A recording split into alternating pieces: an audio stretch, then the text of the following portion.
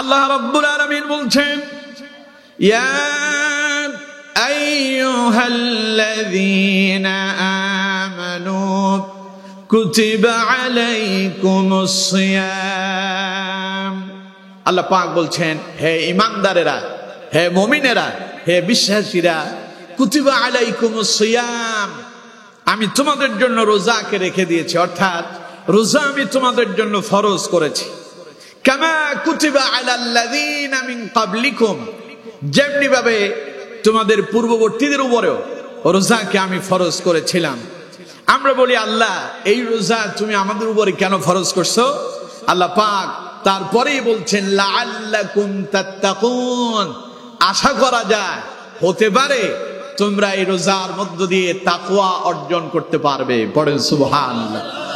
এই হলো আয়াতের মূল অনুবাদ। এবার আমরা বিস্তারিত আলোচনায় ঢুকি। আল্লাহ পাক বলছেন, ইয়া আইয়ুহাল্লাযীনা আমানু, ইয়া মানে হে, আল্লাযীনা আমানু, আল্লাহ পাক বলছেন ঈমানদারেরা, মুমিনেরা, বিশ্বাসীরা। ঈমানদার কারা? আমরা যারা পড়েছি লা ইলাহা ইল্লাল্লাহু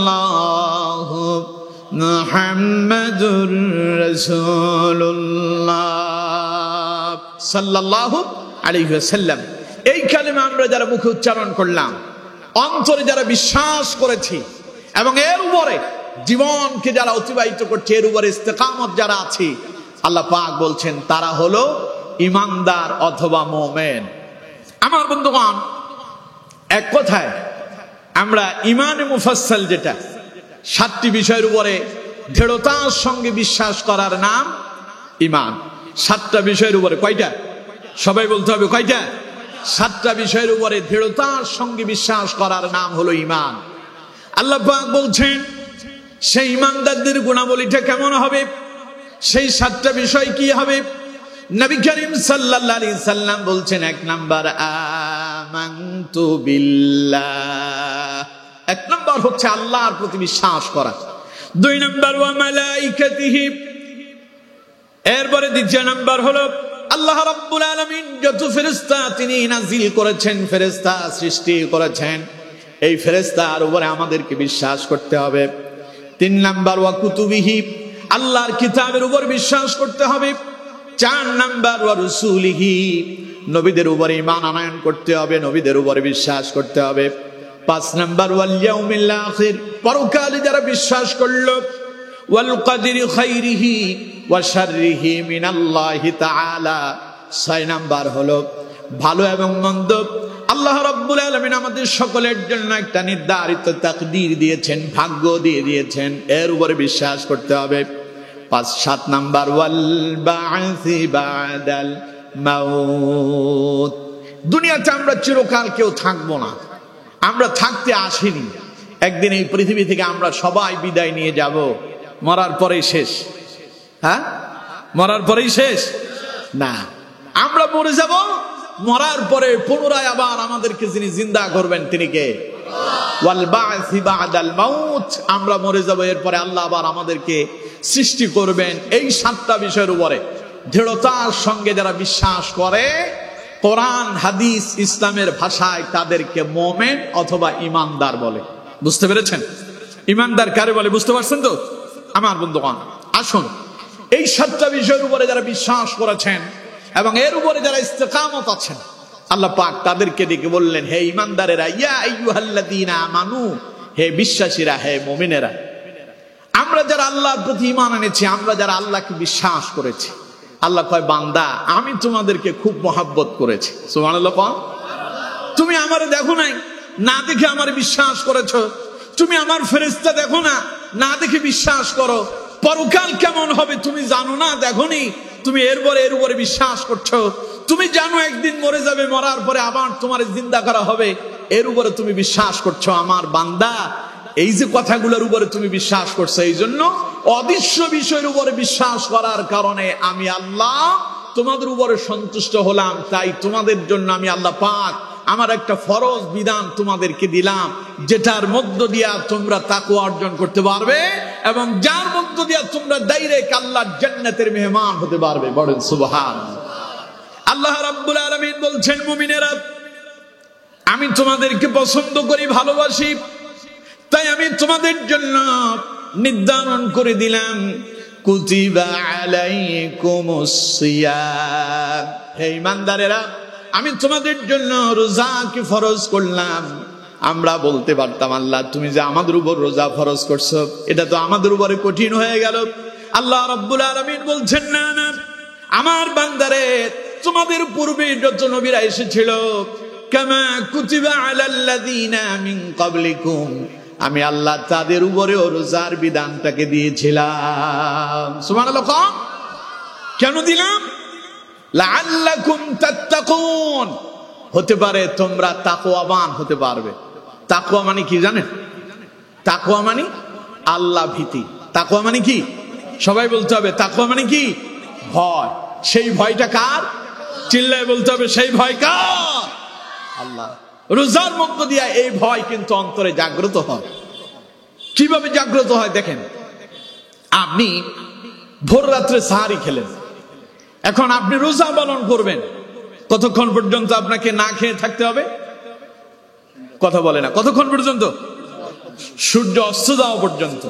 দেখুন, এই কথাটিও কোরআনুল কারীমে আল্লাহ রাব্বুল আলামিন বলছেন। আল্লাহ রাব্বুল আলামিন বলছেন, কুলু ওয়াশরাবু ওয়াকুলু ওয়াশরাবু হাত্তা ইয়াতাবায়ানা লাকুমুল খাইতুল আবয়াদ মিনাল খাইতিল আসওয়াদি মিনাল ফাজর। আল্লাহ পাক বলছেন, আমার বান্দা, খাও এবং পান করো, যখন সূর্য অস্তমিত হয়ে যাবে এরপর থেকে তুমি তোমার পানাহার শুরু করে দাও, ততক্ষণ পর্যন্ত খেতে পারবে। আল্লাহ পাক বলছেন, মিনাল খাইতিল আসওয়াদি মিনাল ফাজর, যতক্ষণ পর্যন্ত ফজর তোমাদের মাঝে আগমন না করতেছে, অর্থাৎ ফজরের পূর্ব সময় পর্যন্ত এই গোটা রাত্রিবেলায় তোমরা খাও এবং পান করো। এরপরে আল্লাহ পাক বলছেন, সুম্মা আতিম্মুস সিয়ামা ইলাল লাইল, এরপরে তোমরা রোজা পালন করো। কতক্ষণ পর্যন্ত করতে হবে? আল্লাহ পাক বলছেন, ইলাল লাইল, যতক্ষণ পর্যন্ত রাত্রির আগমন না ঘটে। সুবহানাল্লাহ পড়েন। তার মানে ফজর থেকে শুরু হলো, একেবারে আবার সন্ধ্যা আসা পর্যন্ত, সূর্য অস্তমিত হওয়া পর্যন্ত, গোটা এই সময়টাতে পানাহার থেকে বিরত, কথা কয় না, পানাহার থেকে বিরত থাকতে হবে। তাহলে আল্লাহ পাক বলছেন, রোজা দিলাম এই জন্য, লাআল্লাকুম তাত্তাকুন, হতে পারে তোমরা তাকওয়াবান হতে পারবে, তোমাদের অন্তরে আমি আল্লাহর ভয় আসতে পারে। আমার ভয়টা তোমাদের অন্তরের ভেতরে জাগ্রত করার জন্য আমি আল্লাহ তোমাদেরকে রোজা দিয়েছি। এবার আসুন, এই রোজার মধ্য দিয়ে আসলে কি আল্লাহর ভয় অন্তরে জাগ্রত হয় কিনা তা একটু প্র্যাকটিক্যালি আপনাদেরকে বুঝালে আপনারা বুঝতে পারবেন ইনশাআল্লাহ। বলেন ইনশাআল্লাহ। দেখুন আমার বন্ধুগণ, এর আগে একটু আপনাদেরকে ইঙ্গিত দেয় রোজা কাকে বলে। রোজা এটা হলো ফার্সি শব্দ। রোজাটা কি শব্দ কন্ত? ফার্সি। এর আরবি হলো সাওম অথবা সিয়াম। সাওম অথবা সিয়াম। বাংলা হলো বিরত থাকা। বাংলা কি? সবাই বুঝেন না মনে হয়? আওয়াজ দিয়ে বলেন, বাংলা কি? বিরত থাকা। কি থেকে বিরত থাকে? হ্যাঁ, এই একখান সবাই জানেন, খালি খাবার থেকে বিরত থাকার নাম রোজা নয়। তিনটা জিনিস থেকে বিরত থাকার নাম রোজা। কয়টা জিনিস? সবাই বলতে হবে কয়টা? এক নাম্বার পানাহার ত্যাগ করা, দ্বিতীয় নাম্বার পাপাচার ত্যাগ করা, তৃতীয় নাম্বার কামাচার ত্যাগ করা। কয়টা হলো? এক নাম্বার খাবার দাবার থেকে বিরত থাকতে হবে, না খাওয়া যাবে না পান করা যাবে। দুই নাম্বার পাপাচারও করা যাবে না। রোজা রাখলেন কিন্তু সিনেমা দেখবেন, গান বাজনা শুনবেন, ডুডু খেলবেন, লুডু খেলবেন, ক্লাম খেলবেন, ওইটা চলবে না। কথা কয় না চলবে? কথা কয় না চলবে? রোজাও রাখলেন, আবার সময় পাস করে, টাইম পাস, ওই টাইম পাস করার জন্য আবার সারাদিন জুয়ার আসরে থাকে। এরকম কিছু লোক আছে না নাই? আরো জোরে বলতে হবে, আছে না নাই? বসে বসে লুডু খেলে, আবার কেউ আছে ক্যারাম বোর্ড খেলে, আবার কেউ আছে সময় তো যায় না, দীর্ঘ সময় কেমনে যাবে তাই তারা সিনেমা দেখাতে ব্যস্ত আছে, কেউ বা গান বাজনা শোনাতে ব্যস্ত। রোজা মানে খালি খাবার থেকে বিরত থাকার নাম রোজা নয়। খাবার দাবার যেমন বিরত করেছেন, একইভাবে সকল প্রকারের পাপাচার থেকে বিরত থাকতে হবে। না গান বাজনা শোনা যাবে, না সিনেমা দেখা যাবে, না আমাকে জুয়ার আসরে যাওয়া যাবে, না মন্দ কোনো কাজে সামিল হওয়া যাবে। এই সবগুলো থেকে বিরত থাকার নাম গেল দুইটা। 3 নাম্বার কামাচার থেকে বিরত থাকা। কামাচার মানে হলো যৌনচার। রোজার দিনে রোজা অবস্থা নিজের আপন স্ত্রী, বৈধ স্ত্রী আপনার জন্য হালাল না হারাম? কথা কয় না, হালাল না হারাম? এই বিধান কে দিয়েছেন? সবাই বলতে হবে কে? দিনের বেলায় হারাম, আবার রাতের বেলায় হালাল। সুবহানাল্লাহ কম। আমার বন্ধুগণ, এখন নিজের বিবাহিত স্ত্রী রোজা অবস্থায় যদি সেই স্ত্রীর সঙ্গে যৌনচার যদি হারাম হয়, অন্য পরনারীর সঙ্গে সেটা হালাল না হারাম? সেটা হারাম না, খালি হারামের হারাম, ডাবল হারাম। কোন হারাম? ডাবল হারাম। আমার দেশে এমন অনেক ছেলেপেলে আছে রোজা পালন করে, আবার তার প্রেমিকার সাথে ডেটিং করে, সেটিং করে, মোবাইলে কথা বলে। আছে না নাই? রোজা হবে? কথা কয় না, রোজা হবে? তাহলে রোজা পালন করার জন্য শর্ত হলো বিরত থাকবেন 3 জিনিস থেকে। 1 নাম্বার পানাহার। 1 নাম্বার কি? পানাহার, না খাওয়া যাবে না পান করা যাবে। 2 নাম্বার পাপাচার, গুনাহের কাছে যাওয়া যাবে না। 3 নাম্বার যৌনচার, অর্থাৎ কোন ধরনের নিজের বৈধ স্ত্রী রোজার দিনে রোজা অবস্থায় আপনার জন্য হারাম। এই অবস্থায় স্ত্রীর সঙ্গে যদি সহবাসে লিপ্ত হন, রোজা ভেঙে যাবে। খালি ভাঙবে না, নবী করিম সাল্লাল্লাহু আলাইহি সাল্লাম বলছেন, স্ত্রীর সাথে সহবাস যদি রোজার দিনে যদি কেউ করে, তাহলে তার উপরে বিধান হলো এই, পরবর্তীতে কাজাও আদায় করতে হবে, কাফফারাও আদায় করতে হবে। কাজা হলো একটার পরিবর্তে একটা, আর কাফফারা হলো একটার পরিবর্তে 60টা। এবার কোন তো দেখি, একটা বেশি কঠিন না 60টা কঠিন? কথা কয় না। একটা কঠিন রাখা না 60টা রাখা কঠিন? রোজা আসছে না, খুব কাছাকাছি। কেউ কেউটা এখন পেটের ভেতরে হাই হাই কেমনে থাকবো, কি যে চিন্তায় পড়ছে, রোজা কেমনে রাখবো 30 দিন, হাই হাই খাবার দাবার বন্ধ, খুব টেনশনে আছে। এরকম কিছু আছে না নাই? আরো জোরে বলতে হবে, আছে না নাই? আবার এমন আল্লাহর কিছু বান্দা আছে, রোজার মাস আসতেছে, নিজের পরিপাটি করতেছে, তৈরি করতেছে, আল্লাহর ইবাদত করব, সারাদিন রোজা পালন করব, রাত্রিবেলায় আবার তারাবি আদায় করব, কোরআন তিলাওয়াত করব, নিজের জীবনটার ইসলাম দিয়ে সাজাবো। এইরকম আল্লাহর কিছু বান্দা আছে না নাই? রোজার চাঁদ দেখলে কেউ খুশি হয়, আর কারো পেটের ভাত সব অটোমেটিক হজম হয়ে যায়, হাই হাই জীবন শেষ হয়ে গেল। ওর এখন নতুন নতুন রোগ হয়। এখন তার নতুন একখান রোগ আছে, রোগের নাম হলো গ্যাস্ট্রিক। সে বেশি সময় উপবাস থাকতে পারে না। নতুন রোগ আসছে, বিগত 11 মাস এই রোগ তার ছিল না। রোজা আসার সঙ্গে সঙ্গে তার গ্যাস্ট্রিকের রোগের নতুন করে আবির্ভাব হয়েছে। এই জাতের কিছু আছে না নাই? তার মানে ওর ভেতরে ভয় ঢুকছে, 30 দিন রোজা রাখতে হবে। এটা তো অনেক কঠিন বিধান। আসলে কি এটা কঠিন? সবাই বলেন এটা কঠিন। এটা কঠিন হলো তাদের জন্য যারা পরিপূর্ণ ইসলামে প্রবেশ করতে পারে নাই। এটা সহজ হলো তাদের জন্য যারা ইসলামের ভেতরে পরিপূর্ণভাবে প্রবেশ করতে পেরেছে। ঠিক কিনা? রোজার চাঁদ উঠলে কেউ খুশি হয়, আর কারো মনের ভেতরে আগুন লেগে যায়, টেনশন ধরে যায়, হাই হাই করবো কি। সুতরাং এটা মুমিনের স্বভাব হতে পারে না। মুমিনেরা রোজার চাঁদ দেখলে খুশি হবে। রোজার চাঁদ দেখলে কি হবে? সবাই বলতে হবে কি হবে? আকাশে মেঘের দেশে বাঁকা চাঁদে মুচকি হাসে, আকাশে মেঘের দেশে বাঁকা চাঁদে মুচকি হাসে, আনন্দে নেচে ওঠে তাই তো সবার প্রাণ। নাজাতির বাণী নিয়ে এলো রে রমজান, নাজাতির বাণী নিয়ে এলো রে রমজান। আকাশে মেঘের দেশে বাঁকা চাঁদে মুচকি হাসে, আকাশে মেঘের দেশে বাঁকা চাঁদে মুচকি হাসে, আনন্দে নেচে ওঠে তাই তো সবার প্রাণ। নাজাতির বাণী নিয়ে এলো রে রমজান, নাজাতির বাণী নিয়ে এলো রে রমজান। রহমের বৃষ্টি যখন এলো, থেকো না আর ঘুমিয়ে চোখ মেলো। রহমের বৃষ্টি যখন এলো, থেকো না আর ঘুমিয়ে চোখ মেলো, নাজাতের জন্যে কাঁদো শোপে মনোপ্রাণ, হৃদয় খুলে কাঁদো শোপে মনোপ্রাণ। নাজাতের বাণী নিয়ে এলো রে রমজান, নাজাতের বাণী নিয়ে এলো রে রমজান।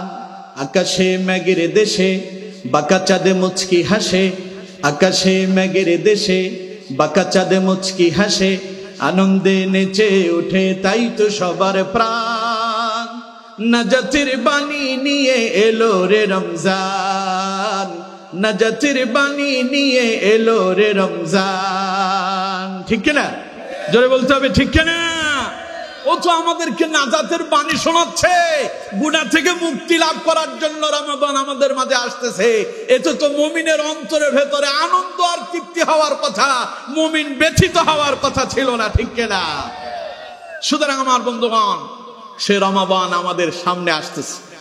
এই রোজা যদি আমরা পালন করি, তিনটা জিনিস থেকে যদি বিরত থাকতে পারি রোজার দিনে। এক নাম্বার ভুলে গেছেন, পানাহার। এক নাম্বার। 2 নাম্বার পাপাচার। 2 নাম্বার। 3 নাম্বার কামাচার, যৌনচার। এই তিনটা থেকে যদি বিরত থাকতে পারেন, ওর নাম রোজা। ওর নাম কি? আল্লাহ রাব্বুল আলামিন বলছেন, আমার বান্দা, এই রোজা তোমাদেরকে আমি আল্লাহ পাক এই জন্য দিলাম, লাআল্লাকুম তাত্তাকুন। আশা করা যায়, হতে পারে, এমন সম্ভাবনা আছে এই রোজার মধ্য দিয়া তোমরা তোমাদের অন্তরের ভেতরে আল্লাহর ভয় জাগ্রত করতে পারবে।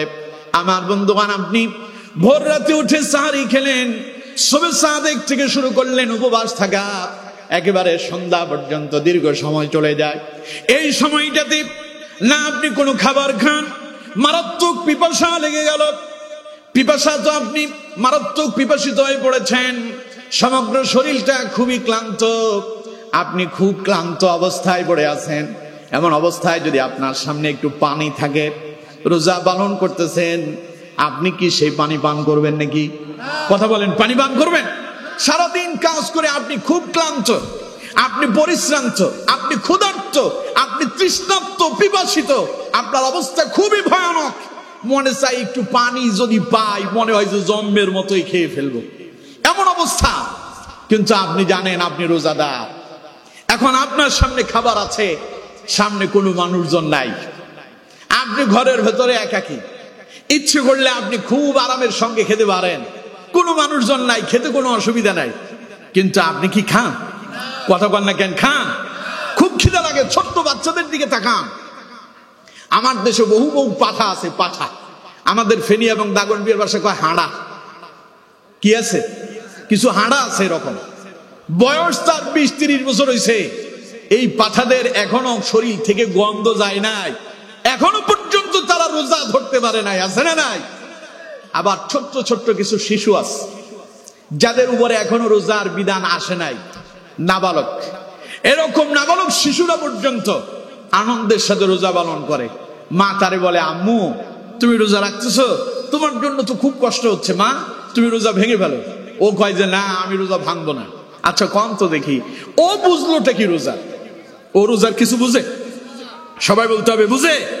ছোট্ট শিশুটা রোজাতে কি এমন আরাম আছে, এতে কি এমন সাব আছে তা সেই জানে না, কিন্তু রমাদান পেয়ে আনন্দের সাথে পালন করে। মা বাবা তারে যতই বুঝায় সে খেতে চায় না। তার মানে তার ভেতরে আলাদা স্পেশাল একটা আনন্দ আছে। ওরে বলতেছে খিদা লাগছে, পানি খাও, ও কয় যে প্রয়োজনে মরে যাবে, এরপরেও খাবো না। আল্লাহু আকবার কোন। আবার অন্যদিকে ওই যে বললাম পাঠাগুলো, এই পাঠাগুলো খালি খায় না, ভোর রাতে উঠে সাহারি খেলো, মা বাবার সঙ্গে একসাথে খাইছে। দুপুর বেলা আবার তাদেরকে গোল দিয়া বিভিন্ন হোটেল রেস্তোরাঁ যেগুলোরে পর্দা দিয়া খুব ঢেকে দেওয়া হয়, যেই পর্দার বিধান নারীদের উপর ফরজ হয়েছে, রমাদানে সেই পর্দার বিধান বিভিন্ন দোকানের উপরে ফরজ হয়ে যায়। ঠিক কিনা? জোরে বলেন ঠিক কিনা? এইরকম পর্দানিসীন হোটেলে গিয়া, যেই হোটেলে অত্যন্ত পর্দার সঙ্গে খাবার দেওয়া হয়, অথচ ওই হোটেলগুলোতে রমাদানের ব্যতিরেকে অন্য সময়গুলোতে আপনি আপনার স্ত্রী নিয়ে, আপনি আপনার মারে নিয়ে, আপনার বোন নিয়ে একবেলা খাবার খাবেন। আপনি বাজারে গেলেন, কোথায় সফরে গেলেন, হোটেলে যখন আপনি ঢুকতে চাইলেন যে সেখানে একটু পর্দার সাথে আপনার পরিবার নিয়ে খাবার খাবেন, কিন্তু সেই ব্যবস্থাপনা নাই। রমাদান আসলে অটোমেটিক পর্দা লেগে যায়। তার মানে বোঝা যায় ওই হোটেল রেস্তোরাঁয় যারা এই রকম করে তাদের মূল উদ্দেশ্য হচ্ছে বেরোজগারীদেরকে আপ্যায়ন করা, ঠিক কিনা? এবার যেই রোজাদার রোজা রেখে তিনি বলেন, হুজুর আমি হোটেল রেস্তোরাঁর ব্যবসা করি, রমাদান মাসে একটু ভালো ব্যবসা হয়, এই জন্য একখান সামনের দিকে আমি একখান পর্দা টানায়া দিছি। আমি তো রোজা রাখছি, আমি কি খাই? আমি তো খাই না। কিন্তু আপনি খান না, আপনি তো অন্যরে খাওয়ার সুযোগ করে দিলেন। তার মানে আপনি বেরোজগারীদেরকে ডেকে ডেকে বলতেছেন রোজা না রাখলে অসুবিধা নাই, আমার এখানে পর্দার সহিত খাবার পাওয়া যায়, আসবা পর্দার সাথে খাবা, না তোমার বাপ জানবে, না তোমার মা জানবে, না তোমার পরিবার জানবে, ইচ্ছে মতো দুপুরবেলা খাবা, সন্ধ্যাবেলা আবার রোজাদার সেইটা তাদের সঙ্গে বসে খাবা, তোমার কোনো অসুবিধা হবে না, পেটটাও ভরা থাকবে, শরীরটাও সতেজ থাকবে, রোজাদার বলে মানুষদেরকে বুঝাইতেও পারবে। তার মানে তিনি মানুষদেরকে রোজা থেকে বিরত থাকার জন্য প্র্যাকটিক্যালি সিস্টেম শিখিয়ে দিচ্ছেন, ঠিক কিনা?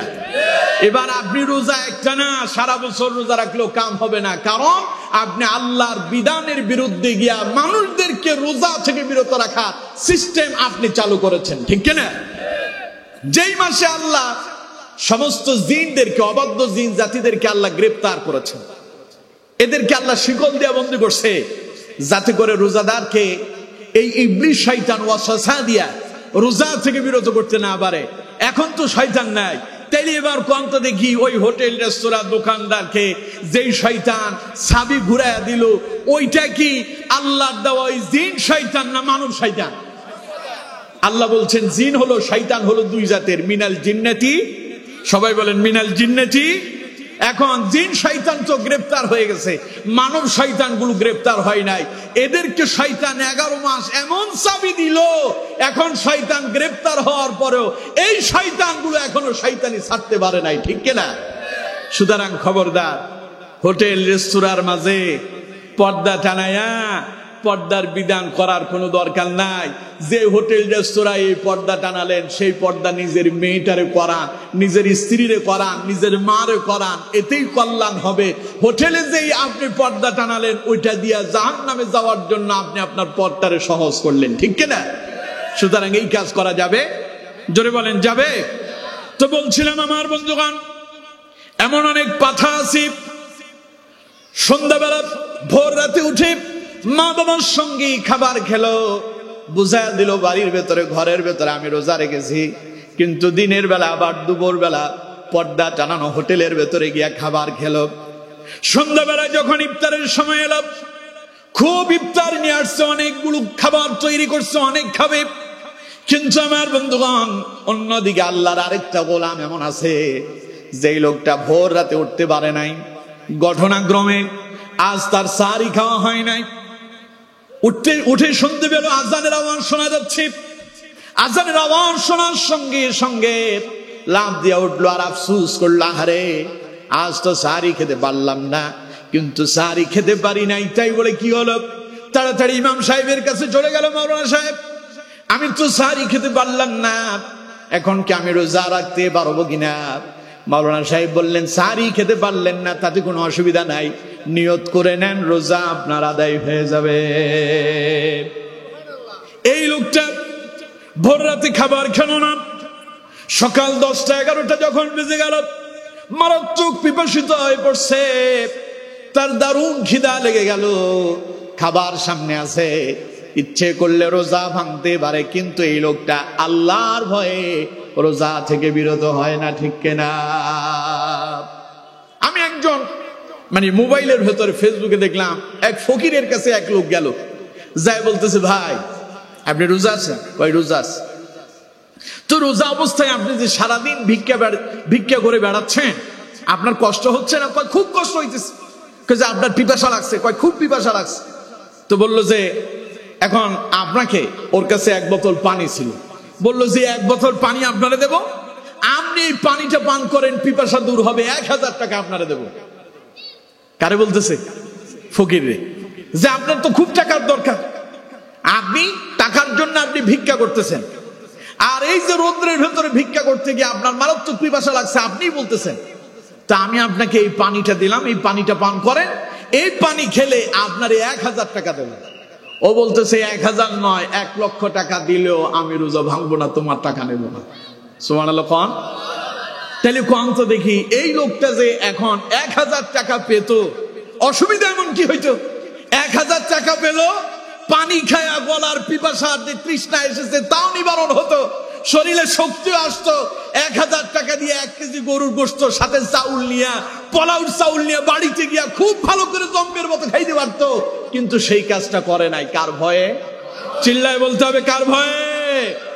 আল্লাহ রাব্বুল আলামিন বলছেন, আমার বান্দা, রোজাটা আমি তোমাদের জন্য এই জন্য দিলাম যাতে করে রোজার মধ্য দিয়া তোমাদের অন্তরের ভেতরে আমি আল্লাহর ভয় জাগ্রত হয়ে যায়। সুবহানাল্লাহ পড়ে। আমার বন্ধুগণ, আপনার ব্যাপারে উদাহরণ দেয়, আপনি আমি যখন রোজা পালন করি, রোজা অবস্থায় মারাত্মক পিপাসিত, অন্যদিন ওযু করতে গেলে পরে আমরা গড়গড়ার সাথে ওযু করতাম, কিন্তু রোজার দিনে যখন ওযু করতে যাই অত্যন্ত সতর্কতার সঙ্গে ওযু করতেছি। আমার অজান্তে, আমার অনিচ্ছাকৃত অনাকাঙ্ক্ষিত ভাবেও যেন 1 ফোঁটা পানি যেন আমার গলার ভেতরে চলে না যায়। এই যে আপনার গলার ভেতরে পানি যেন ঢুকে না যায়, এই যে আপনার ভেতরে একটা ভয়, কন্ত দেখি এই ভয়টা কার ভয়? আপনার গলার ভেতরে একটু পানি চলে গেলে কি এমন অসুবিধা হইতো? কেউ বুঝতেও পারতো না, জানতেও পারতো না। কিন্তু আপনি আমার বন্ধু পানি পান করলেন না, ওযু করতে গিয়ে মারাত্মক সতর্কতার সঙ্গে ওযু করতেছেন, অনাকাঙ্ক্ষিত ভাবে যেন 1 ফোঁটা পানিও আপনার গলার ভেতরে চলে না যায়। আমার বন্ধুগণ, তার মানে আপনার ভেতরে অত্যন্ত ভয় আছে। আমি রোজা পালন করতেছি, পৃথিবীর কেউ আমার দেখতে পায় না, পৃথিবীর কেউ জানে না আমি রোজা আছি না নাই। রোজা কাউকে দেখানো যায় না, ঠিক কিনা? জোরে বলতে হবে, ঠিক কিনা? রোজা কাউকে দেখাতে পারবেন না। আপনি নামাজ পড়েন, কোরআন পড়েন, হজ করেন, যাকাত দেন, যাই করেন না কেন, দুনিয়ার যত আমল আছে সব আমলের ভেতরে কিছু আমল হয় আল্লাহর খুশির জন্য, আর কিছু হয় মানুষ দেখানোর জন্য। কিন্তু রোজা এমন একটা ইবাদত, না কাউকে দেখানো যায়, না কাউকে বোঝানো যায়। আমার বন্ধুগণ, মানুষ নামাজ পড়ে কারো উদ্দেশ্য হলো মানুষ দেখানোর জন্য নামাজ পড়া, এরকম আছে না নাই? কোরআনের ভেতরে বলছে, ফাওয়াইলুল লিল মুসাল্লিন আল্লাযীনা হুম আন সালাতিহিম সাহুন আল্লাযীনা হুম ইউরাউনা ওয়া ইয়ামনাউনাল মাউন। কার কথা? এই ছেলেরা, হয় বসো, নাইলে এখান থেকে সরো। একটু আমার দিকে খেয়াল করেন। বললাম না আমার হাতে সময় খুব কম, খুব স্বল্প সময় আছে। আমার বন্ধুগণ, তাহলে নামাজ যারা আদায় করে, কেউ নামাজ পড়ে আল্লাহরে খুশি করার জন্য, আর কেউ নামাজ পড়ে মানুষ দেখানোর জন্য। যারা মানুষ দেখানোর জন্য নামাজ পড়ে, আল্লাহ পাক বলছেন ফাওয়াইলুল লিল মুসাল্লিন, দুর্ভাগ্য ওই সমস্ত মুসাল্লিদের, আল্লাযীনা হুম আন সালাতিহিম সাহুন।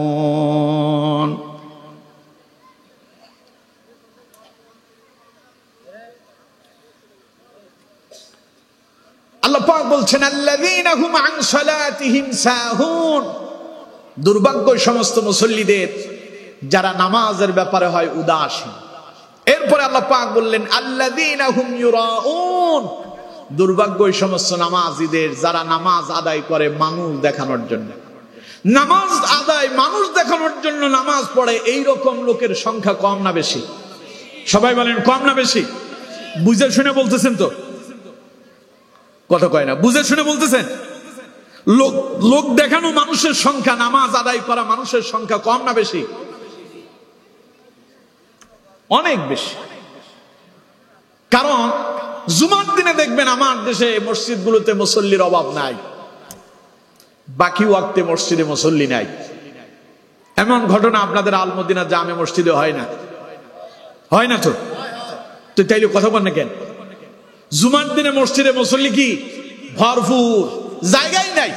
কোথায় কোথায় মসজিদ 2 তলা 3 তলা 4 তলা 5 তলা করছে, কিন্তু সেই একই মসজিদে আসরের ওয়াক্তে দেখা যায় এক কাতার মুসল্লি নাই।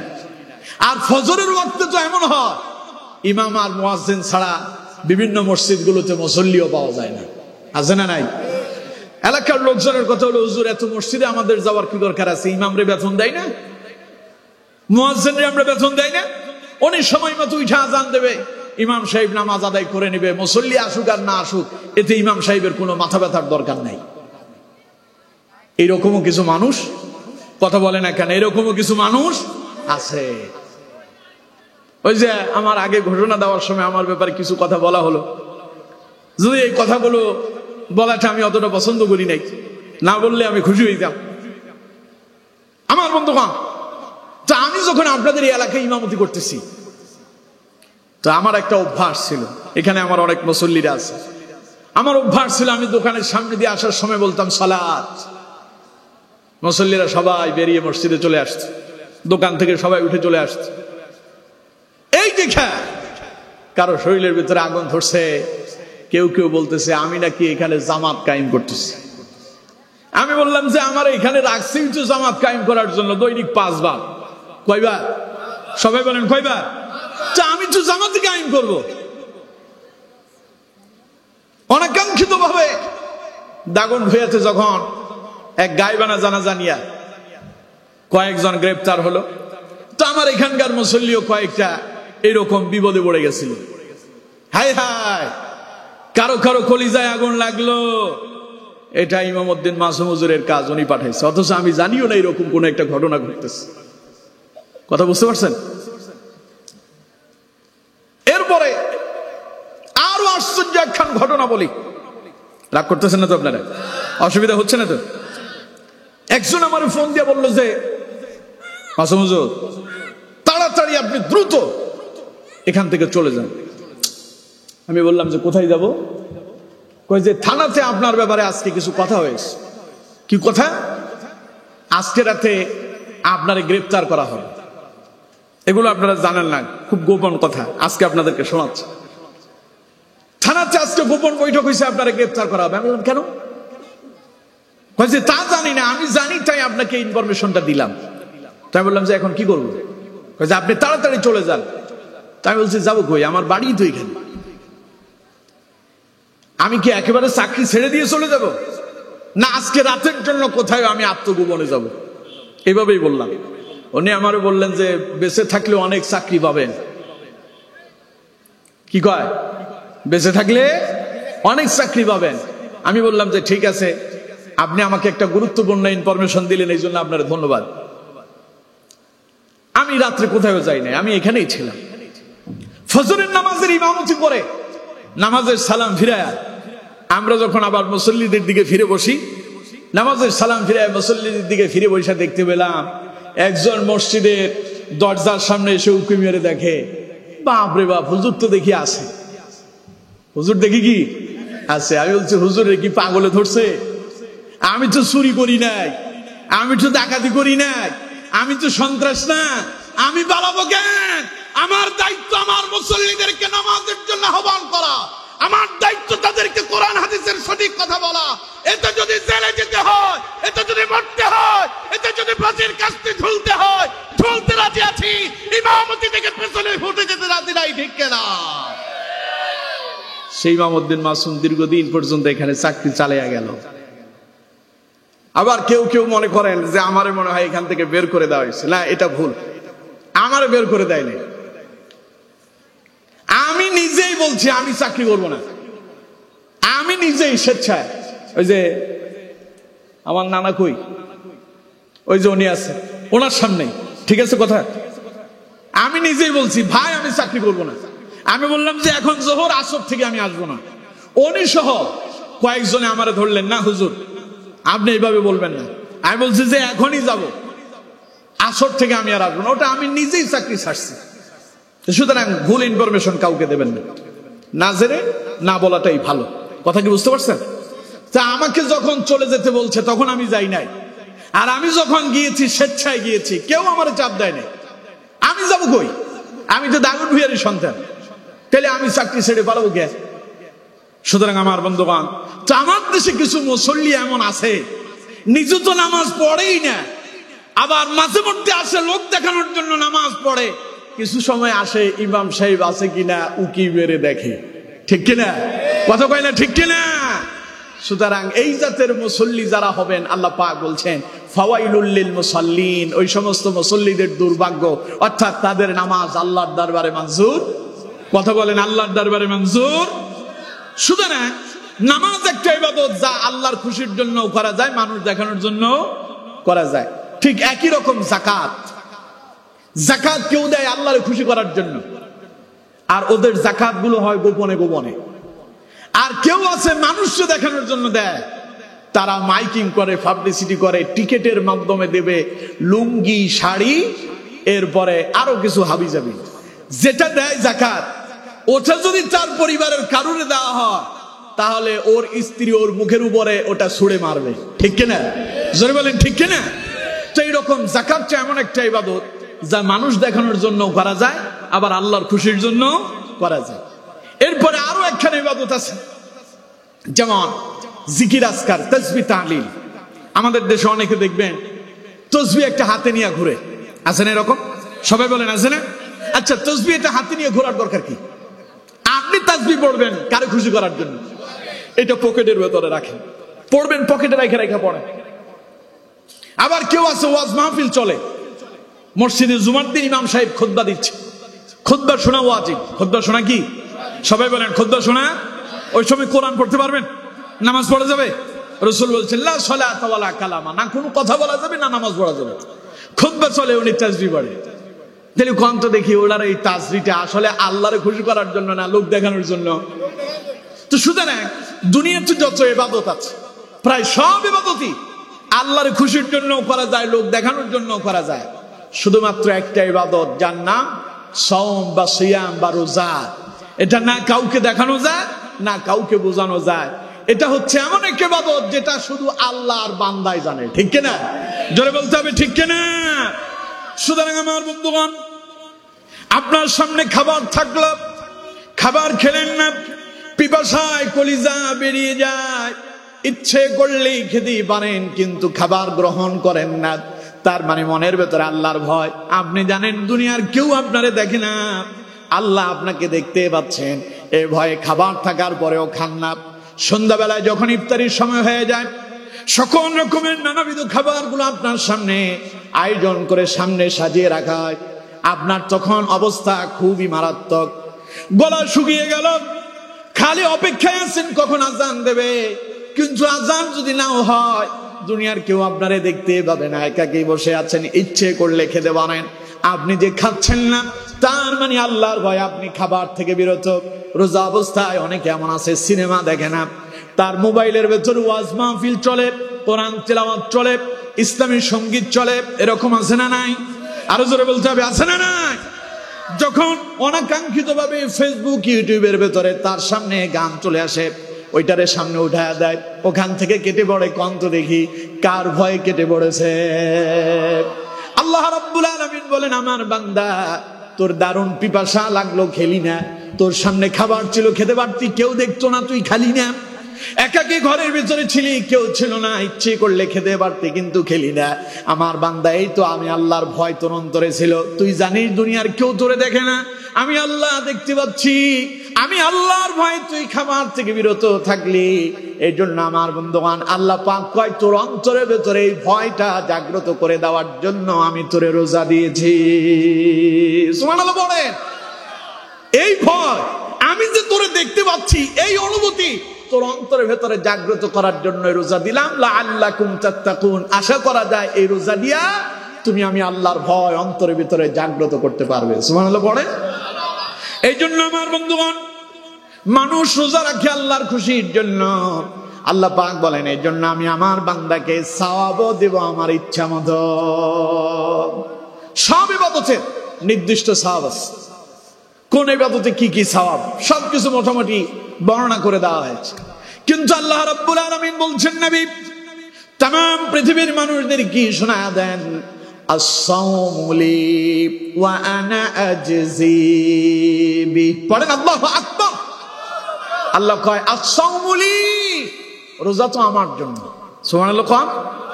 বান্দা তো রোজা রাখছে আমারও খুশি করার জন্য, ও তো দুনিয়ার মানুষের দেখানোর জন্য রোজা রাখে নাই। কারণ রোজা কাউকে দেখানো যায় না।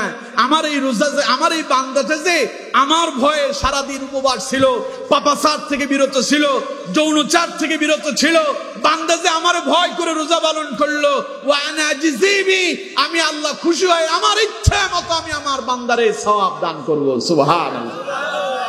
তাহলে রোজার সওয়াব কি হবে তা কেউ জানে? সবাই বলেন, কেউ জানে?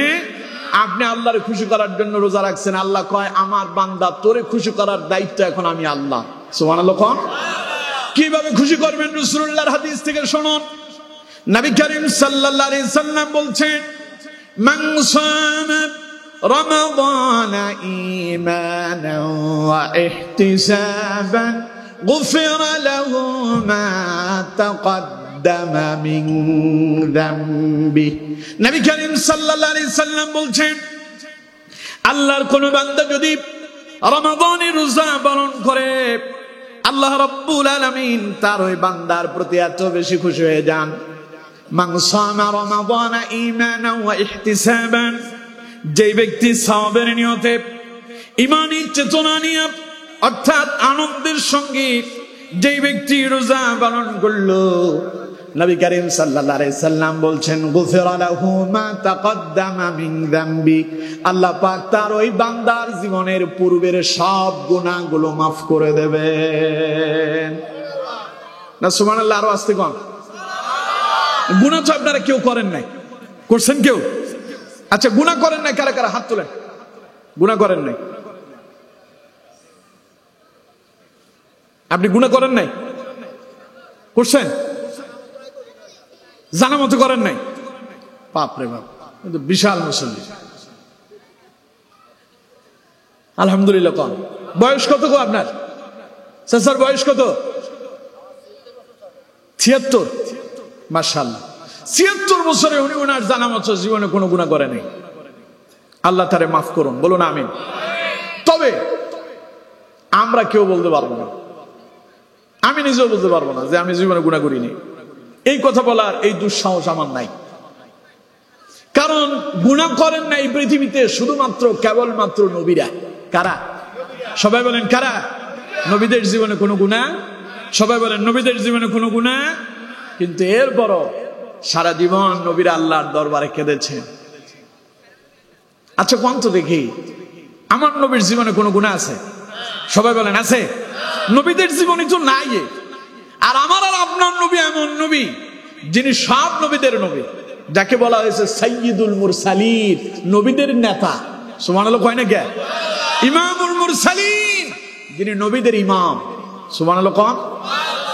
শুধু নবীদের ইমাম যে তা নয়, কিয়ামতের দিন যখন সব নবীরা আল্লাহর ভয়ে খামোশ হয়ে যাবে, কেউ কথা বলবে না, সুপারিশ করার জন্য কেউ চেষ্টা করবে না, সবাই নিজেকে নিয়ে ব্যস্ত হয়ে যাবে, সেই দিন আমার নবী, আপনার নবী, বিশ্ব মানবতার নবী, ইমামুল মুরসালিন, খাতামুন নবিয়্যিন, নবী আরবি জনাবে মুহাম্মদুর রাসূলুল্লাহ সাল্লাল্লাহু আলাইহি সাল্লাম, তিনি তার উম্মতের জন্য সুপারিশ করবেন। সুবহানাল্লাহ। সেই নবী পর্যন্ত সারা জীবনভর আল্লাহর দরবারে কেঁদেছেন। নবী করিম সাল্লাল্লাহু আলাইহি সাল্লাম বলছেন, আমি নবী দৈনিক 100 বার আল্লাহর কাছে তাওবা করি। কতবার? সবাই বলেন কতবার? রাসূলুল্লাহ বলছেন, ইয়া আইয়ুহান নাস তুবু ইলাল্লাহ, হে মানব সম্প্রদায় তোমরা আল্লাহর কাছে তাওবা করো। ফা ইন্নী আতুবু ইলাইহি ফিল ইয়াউমি 100 মাররা, কারণ আমি নবী দৈনিক 100 বার আল্লাহর কাছে ক্ষমা চাই। সুবহানাল্লাহ। কোন নবীর জীবনে কোনো গুনাহ আছে? সবাই বলেন আছে। কিয়ামতের দিন সুপারিশ করার পারমিশন পাবেন স্পেশাল আমার নবী, আপনার নবী। সেই নবী পর্যন্ত আল্লাহর দরবারে কেঁদেছেন, গুনাহ থেকে পরিত্রাণ পেয়েছেন, চেয়েছেন, অথচ নবীর কোনো গুনাহ নাই। এবার কোন তো দেখি, যেই নবীর জীবনে গুনাহ নাই সেই নবী যদি আল্লাহর কাছে 100 বারের উপরে দৈনিক তওবা করে, আমাদের কতবার করা দরকার? নবী যদি 100 বার করে, আমাদের 1000 বার, ঠিক কিনা? 1000 বার হলেও তো কম হয়ে যাবে। সুতরাং আমার বন্ধুগণ, সামনে রমাদান আসতেছে। নবী করিম সাল্লাল্লাহু আলাইহি সাল্লাম বলছেন, মান সামা রমাদানা ঈমানান ওয়া ইহতিসাবান গুফিরা লাহু মা তাকদ্দামা মিন যামবি। যেই ব্যক্তি রমাদানের রোজাগুলো ঈমানী চেতনা নিয়ে, আনন্দের সঙ্গে, ঈমানী জজবা নিয়ে, সাবের নিয়তে যারা রোজা পালন করতে পারবেন, আল্লাহ রাব্বুল আলামিন তার পূর্বের জীবনের সব গুনাহ মাফ করে দেন। আরেকটা হাদিস শুনেন, দিনের বেলা রোজা, রাতের বেলায় তারাবি। দিনের রোজা, রাতে কি? কথা কয় না, রাতে কি? কয় রাকাত? আচ্ছা, সামনে আগায়। দিনের বেলা রোজা পালন করলেন, রাত্রি বেলায় যদি তারাবি আদায় করতে পারেন, নবী করিম সাল্লাল্লাহু আলাইহি সাল্লাম বলছেন, মান কামা ঈমানান ওয়া ইহতিসাবান গুফিরা লাহু মা তাকদ্দামা মিন যামবি। নবী করিম সাল্লাল্লাহু আলাইহি সাল্লাম বলছেন, যে ব্যক্তি দিনে রোজা পালন করলো আর রাত্রি বেলা কিয়ামুল লাইল করলো, তারাবি আদায় করলো, তাহাজ্জুদ আদায় করলো, নবী করিম সাল্লাল্লাহু আলাইহি সাল্লাম বলেন আল্লাহ তার পূর্বের সব গুনাহ মাফ করে দেন। দিনে রোজা, রাতে তারাবি। এখন তারাবির সংখ্যা কত হবে তার নির্দিষ্ট কোনো কথা, সবাই বলেন নির্দিষ্ট কোনো কথা। তবে হযরতে ওমর ইবনুল খাত্তাব রাদিয়াল্লাহু তাআলা আনহুর খেলাফত কালে 20 রাকাত তারাবি শুরু হয়েছে, যা মক্কা এবং মদিনায় দীর্ঘ সময় পর্যন্ত সচল ছিল। গত কয়েক বছর যখন করোনা এলো, তখন এর সংখ্যা কিছুটা শিথিল করা হয়েছে, কমিয়ে দেওয়া হয়েছে, যাতে করে ওই সময় করোনা এফেক্টেডের সম্ভাবনা ছিল বলে নির্ধারিত কিছু মানুষের জন্য 15 জন 20 জন, এর পাশাপাশি 8 রাকাত নামাজের নির্ধারণ করা হয়েছিল। বাকিগুলোর ব্যাপারে বলা হয়েছে ঘরে গিয়ে যার যার মতো করে আদায় করে নেবে। কথা কি বুঝতে পেরেছেন? এখন প্রশ্ন হলো, রমাদানের রাত্রিবেলা নবী করিম সাল্লাল্লাহু আলাইহি সাল্লাম বললেন, রোজা রেখে যে ব্যক্তি রাত্রিবেলায় কিয়ামুল লাইল করলো অথবা তারাবি আদায় করলো, আল্লাহ তার পূর্বের সব গুনাহ মাফ করে দিবেন। এখন গুনাহ মাফের জন্য আপনি আপনার ইবাদতটা কমাইতে চান কেন? 20 রাকাত যেহেতু সাহাবায়ে কেরাম পড়ছেন, 20 রাকাত যেহেতু তাবেঈনরা পড়ছেন, তবে তাবেঈনরা পড়ছেন, দীর্ঘ সময় পর্যন্ত উলামায়ে কেরামরা পড়ে আসছেন, আপনি কমাইতে চান কেন? দুনিয়ার সব জায়গায় বেশি বেশি লাভ করতে চান। রমাদান আসলে দেখবেন যেই বেগুন এখন 25-30 টাকা কেজি, আর 2-4 দিন পরে দেখবেন যে ওইটার দাম হয়ে যাবে 100 টাকা। ঠিক কিনা?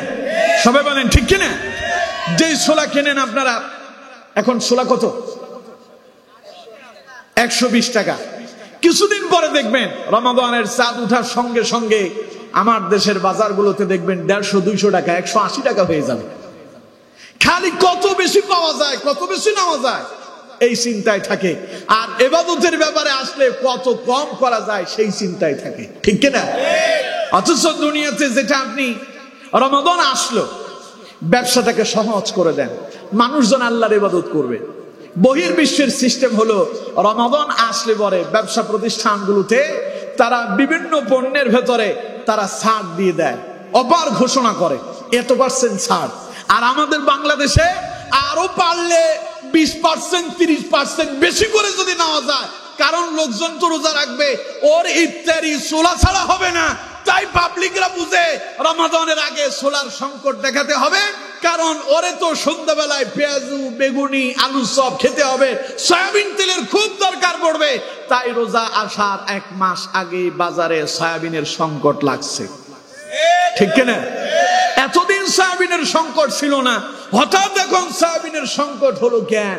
বোঝা যায় কিছু দাপ্পাবাজ এমন লোক আছে যারা কৃত্রিম সংকট তৈরি করে বাজারে মানুষের উপরে জুলুম করে অতি বেশি মুনাফা অর্জন করার জন্য, বেশি প্রফিট করার জন্য তারা বাজারের ভেতরে কৃত্রিম সংকট দেখায়। ঠিক কিনা?